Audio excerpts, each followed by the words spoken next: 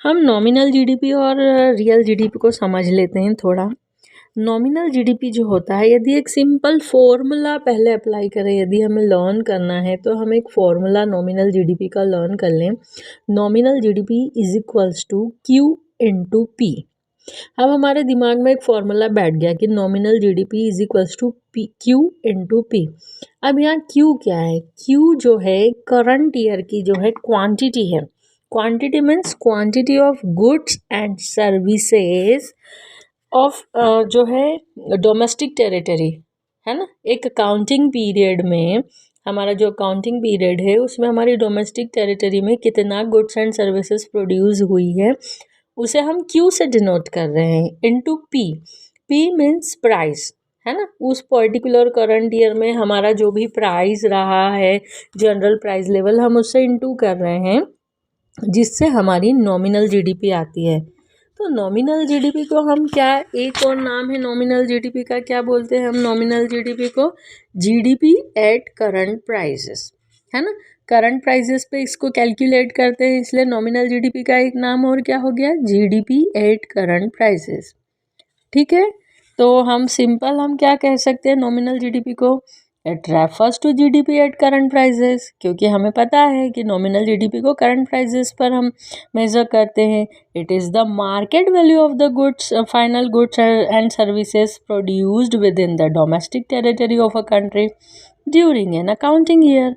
एक accounting year हमें में ही एस्टिमेशन होता है ये, है ना।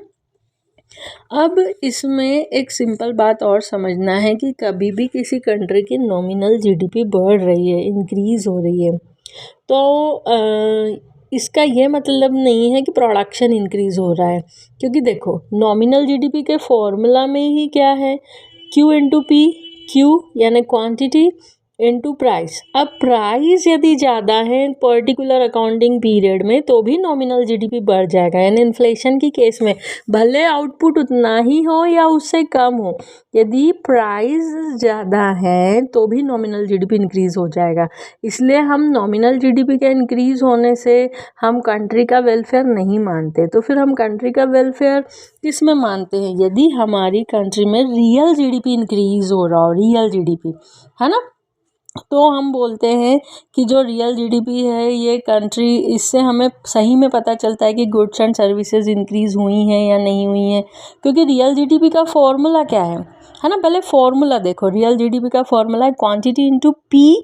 अब यहाँ जो पी है ना, ये जो पी होता है ये प्राइस होती है, लेकिन ये प्राइस बेस ईयर की होती है ना। बेस ईयर कंट्री में एक जो नॉर्मल ईयर होता है हमारे, जिसमें कि सब कुछ पूरे साल नॉर्मल चला हो, सब नॉर्मल रेंज पे रहा हो, एक बेस ईयर होता है। जैसे मैं न्यूमेरिकल्स में बता दूं कि तुम्हें यदि एग्ज़ाम में न्यूमेरिकल आता है और 2 ईयर दिए रहते हैं, जो करंट ईयर तुम्हें दिखेगा, है ना, कोई भी ईयर दिखेगा, 2 ईयर दिखे रहेंगे, तो जो प्रीवियस बैक ईयर्स गिवन होंगे वो बेस ईयर होंगे, और एक जो अभी का ईयर दिखेगा तुम्हें वो करंट ईयर। फॉर एग्जांपल तुम्हें एक ईयर दिख रहा है 16-17 सपोज, और एक दिख रहा है 22-23 के सारे डेटा दिख रहे हैं, तो जो 22-23 है उसको करंट ईयर मानो, और जो पुराना साल दिख रहा है 16-17 उसको बेस ईयर मानो, है ना, न्यूमेरिकल्स के पॉइंट ऑफ व्यू से। तो रियल जीडीपी क्या हो जाएगा, है ना, if real GDP it refers to GDP at constant prices, है ना। कांस्टेंट प्राइसेस मतलब it is the market value of the final goods and services produced within the domestic territory of a country during an accounting year, है ना। अब तुम्हें यदि difference learn करना है नॉमिनल जीडीपी और रियल जीडीपी में, तो सिर्फ सिंपल इतना लर्न करना है कि जो कांस्टेंट प्राइस पर मेज़र कर रहे हैं वो रियल जीडीपी, इसलिए इसको जीडीपी एट कांस्टेंट प्राइसेस भी बोलते हैं, है ना। तो जो कांस्टेंट प्राइस पर मेज़र हो रही है वो रियल जीडीपी, और जो करंट ईयर की प्राइस पर मेज़र हो रही है वो करंट जीडीपी या नॉमिनल जीडीपी, है ना। अब यहाँ पर तुम देखोगे कि रियल जीडीपी जब ही इंक्रीज़ होती है, क्योंकि प्राइस तो हम उसमें बेस ईयर का ले रहे हैं, है ना।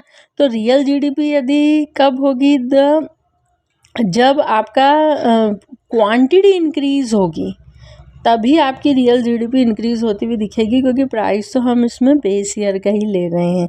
इसलिए हम क्या कहते हैं कि रियल जीडीपी जो होता है वही हमारा एक गुड इंडिकेटर होता है। यदि रियल जीडीपी इंक्रीज़ हो रही है तो ही हमें मानना चाहिए कि प्रोडक्शन इंक्रीज़ हो रहा है, जीडीपी इंक्रीज़ हो रही है। यदि नॉमिनल जीडीपी इंक्रीज़ हो रही है तो वो क्यू के इंक्रीज़ होने से भी हो सकती है, पी के इंक्रीज़ होने से भी हो सकती है। पी इंक्रीज़ हो रहा है, इट मीन्स वो इन्फ्लेशन, वो महंगाई के कारण भी नॉमिनल जीडीपी हमें इंक्रीज़ होती हुई दिख सकती है ना। अब इस पर एक डिफरेंस अच्छे से प्रिपेयर कर लो, 3 मार्क्स के वेटेज में भी हो सकता है difference, GDP at current price और जीडीपी एट कांस्टेंट प्राइस में डिफरेंस। क्वेश्चन घुमा फिरा भी आ सकता है। लास्ट मैक्रो इकोनॉमिक्स के 2 क्वेश्चन होते हैं 16 या 17, उसमें एक केस स्टडी आ सकती है जिसमें वो difference between real GDP and nominal GDP या difference between GDP at current prices and GDP at constant prices पूछ कर तुमसे उसमें एक न्यूमेरिकल भी करा ले। मतलब 3 मार्क्स में तो वो डिफरेंस पूछ ले, एक न्यूमेरिकल करा ले, कुछ फॉर्मूलाज पूछ ले और ऐसे करके वो पूरा केस स्टडी जैसा बना दे। तो डिफरेंस में एक तो तुमको मीनिंग लिखना है, मीनिंग तो अभी के अभी लर्न हो गया है। जो करंट प्राइस पर मेज़र होती है वो तुम्हारी क्या हो गई, GDP at current prices means nominal GDP, और जो कांस्टेंट प्राइस पर मेज़र होती है मतलब बेस ईयर की प्राइस में क्वांटिटी से इनटू करते हैं वो तुम्हारी जीडीपी एट कांस्टेंट प्राइस हो गई। अब नेचर यदि हमें समझना है तो it can increase if price level rises even when there is no increase in the flow of goods and services in the economy। यदि इकोनॉमी में गुड्स एंड सर्विसेज नहीं भी इंक्रीज हो रहे हैं, बस प्राइस राइज हो गए तो भी ये जीडीपी इंक्रीज हो जाएगी। लेकिन जो कांस्टेंट जीडीपी होती है, GDP at constant prices means real GDP, इसलिए तो रियल बोलते हैं, real GDP, it can increases only when the flow of goods and services increase in the economy, है ना। अब हमें पता लगाना है एक, अब ये सब हो सकता है यदि हम अच्छे से प्रिपेयर कर ले तो हो सकता है एक 1 मार्क के क्वेश्चन में भी वो घूम फिर के आ जाए कि मेजर ऑफ वेलफेयर। तो जो जीडीपी एट करंट प्राइस मतलब नॉमिनल जीडीपी होती है, it is not a good measure of welfare of people as it does not account for changes in the price level, है ना। लेकिन जो रियल जीडीपी होती है it is a good measure of welfare of people, क्योंकि हमें पता है कि रियल जीडीपी एक्चुअल में जब गुड्स एंड सर्विसेज जो हैं इंक्रीज होंगे डोमेस्टिक टेरिटरी में तो ही रियल जीडीपी इंक्रीज होगी। तो it is a good measure of welfare of people as it accounts for changes in the price level, है ना। तो हमें अच्छे से क्या समझना है, एक क्वेश्चन तो हम ये आ सकता है 3 मार्क्स में कि इनमें डिफरेंस, एक क्या क्वेश्चन बन सकता है, कोई न्यूमेरिकल हो उसमें या तो रियल जीडीपी पूछ रहे हो, नॉमिनल जीडीपी पूछ रहे हो या प्राइस इंडेक्स पूछ रहे हो, और एक क्या हो सकता है हमें पूछ सकते हैं घुमा फिरा कर कि वेलफेयर जो है मेज़र कैसे होता है, कौन सी जीडीपी से, तो रियल जीडीपी से, उसमें वो डिफरेंस उसी से पूछ सकते हैं, है ना।